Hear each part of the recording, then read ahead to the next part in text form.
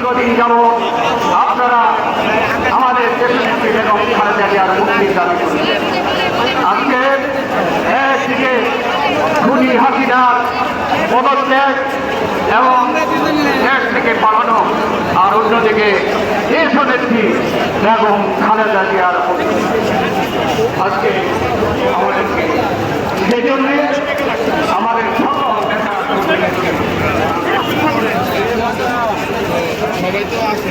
এই ইতিহাস আমাদের বাংলাদেশের স্বাধীনতার পর এই ধরনের আন্দোলন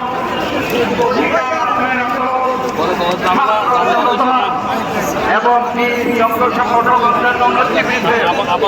অন্যান্য দলের যে